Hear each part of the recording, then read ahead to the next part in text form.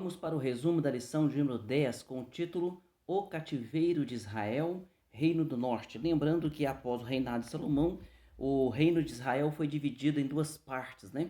A parte do norte foi chamada de Israel e a parte do sul foi chamada de Judá. Então aqui nós vamos falar sobre o cativeiro de Israel, que é o reino do norte. O texto áureo se encontra em Oséias, capítulo 6, versículo 1, dizendo: Vinde e tornemos para o Senhor, porque ele despedaçou e nos sarará, fez a ferida e a ligará. Verdade prática, Deus sempre adverte o seu povo sobre os perigos da idolatria e suas terríveis consequências. Então o povo aqui estava completamente na idolatria e também estava também num caos social, onde os pobres estavam ficando mais pobres, os ricos mais ricos, e havia uma grande opressão nesse sentido social também. E Deus enviava o alerta através dos profetas, né? Não confundir aqui, a leitura bíblica em classe se encontra em 2 Reis, capítulo 17, verso 1 ao 14, depois o verso 17 ao 20 e o verso 29. Não confundir aqui o rei Oséias com o profeta Oséias, viu? Então aqui está dizendo que o rei Oséias, ele reinou durante 9 anos e fez o que era mal também aos olhos do Senhor. E houve várias advertências por vários profetas, né, para que o povo mudasse o seu coração. Porque Deus, ele sempre nos alerta, Deus, ele sempre traz a sua misericórdia. Eu costumo dizer o seguinte, que Deus envia a sua misericórdia. Quando a misericórdia de Deus é rejeitada, aí sim vem o juízo de Deus. O objetivo geral dessa lição, compreender que nossas transgressões nos afastam de Deus. Nossas transgressões é que nos afastam de Deus. Não é Deus que se afasta das pessoas, são as pessoas que se afastam de Deus, que rejeitam a Deus. Introdução diz: o cativeiro de Israel ocorreu durante o reinado do rei Oséias. Nessa época, a Síria, né, que era um grande império, começava a crescer e se tornar um grandioso império, controlando várias nações. Na parte 1 aqui, Samaria é cercada pelo rei da Síria. No item 1, Israel sob o reinado de Jeroboão II. A nação de Israel experimentou prosperidade econômica e reconquista de territórios perdidos para a Síria, que durante algum tempo dominava a Palestina. Mas infelizmente, conforme nos adverte os profetas Amós e o profeta Oséias, esses resultados foram alcançados através de corrupção, injustiça social, hipocrisia religiosa e sincretismo, quer dizer, o sincretismo religioso, uma mistura de tudo, né? Tudo é bom, tudo leva a Deus, e assim o povo acaba se corrompendo. No item 2 aqui, a traição do rei Oséias, o rei da Síria, que dominava então Israel nessa época, e o rei Oséias pagava a ele tributos, né? Pagava a ele presentes anualmente. O rei da Síria, Salmaneser, descobriu que Oséias, seu vassalo, que estava sob o controle então deste rei, o traíra em busca de apoio, ao buscar apoio do Egito, e interromper o pagamento dos tributos ao seu reino. Então, enfurecido, o soberano mandou prender Oséias, marchou com seus exércitos contra a capital do reino do norte, Samaria, e a sitiou por 3 anos. A partir daí, Israel não teria mais chance de negociação, só lhe restaria a guerra e a consequente deportação. Então, no item 3 aqui, a advertência dos profetas. Qual era o reinado da Síria? Como era que o reinado da Síria fazia naquela época? Então, quando eles dominavam uma região, um determinado país, eles transportavam as pessoas daquele país para uma outra região e assim sucessivamente. Para quê? Para que a pessoa que estivesse naquela terra não tivesse amor àquela terra e não tivesse perigo, então, de rebelião, viu? A advertência dos profetas. O aumento da riqueza nacional, especialmente sob o reinado de Jeroboão II, fez com que pequenos proprietários fossem expoliados pelos mais ricos, até que se tornassem pobres e servos desses usurpadores. Então houve esse caos social também.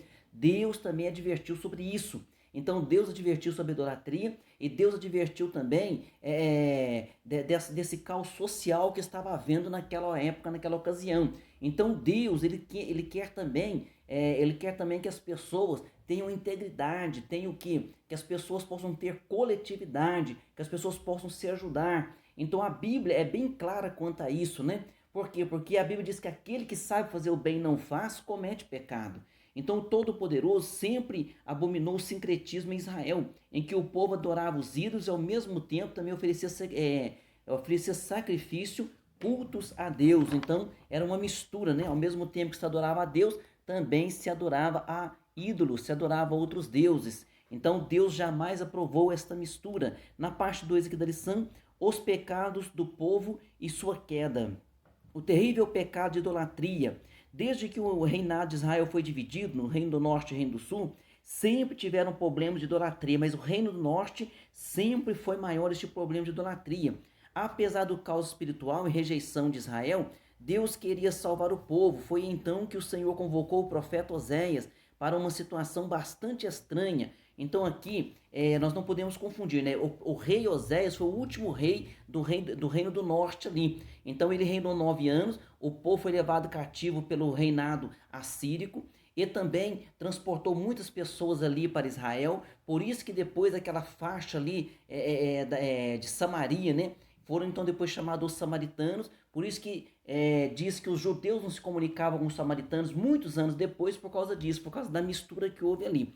Agora o profeta Oséias, nessa ocasião, nesse tempo aí, Deus também usou o profeta Oséias e usou a vida do profeta Oséias para transmitir uma mensagem para Israel. Então Oséias, o Senhor convocou o profeta Oséias numa situação bastante estranha, pediu que ele se casasse com uma prostituta e tivesse filhos com ela. E esse casamento de Oséias, a vida de Oséias foi uma representação do que estava acontecendo em Israel. Ou seja, Israel estava se vendendo a outros povos, a outros deuses. Então Israel estava cometendo pecado contra Deus. Então Deus representava ali o esposo de Israel. Israel representava ali a mulher infiel. E Deus mostrando então através de Oséias o quanto Deus estava perdoando, o quanto Deus voltava atrás ali para reconsiderar Israel quando Israel se arrependia. Então Deus usou a vida do profeta Oséias de uma maneira simbólica, simbolizando o que Israel estava cometendo, né? Oséias cumpriu a ordem do Senhor e se casou com Gomer e teve 3 filhos com ela.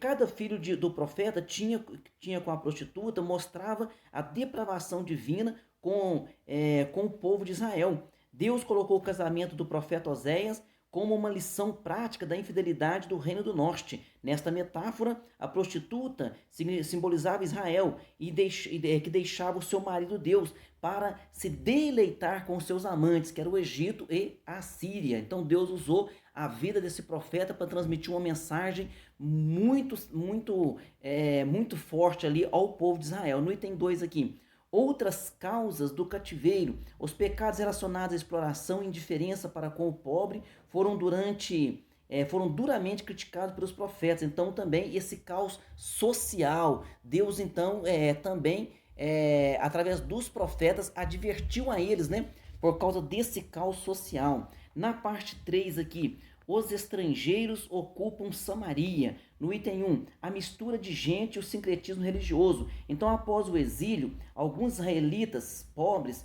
permaneceram em Samaria e região. A política dos assírios era que os territórios que eles ocupavam, eles levavam pessoas de outras nacionalidades para morar ali e pegaram então os israelitas e levaram para outra nacionalidade. E isso, por quê? Para evitar possíveis rebeliões, para enfraquecer também o amor à terra, né? Que a pessoa não tendo esse apego à terra, então ele não iria então ter esse problema de rebelião.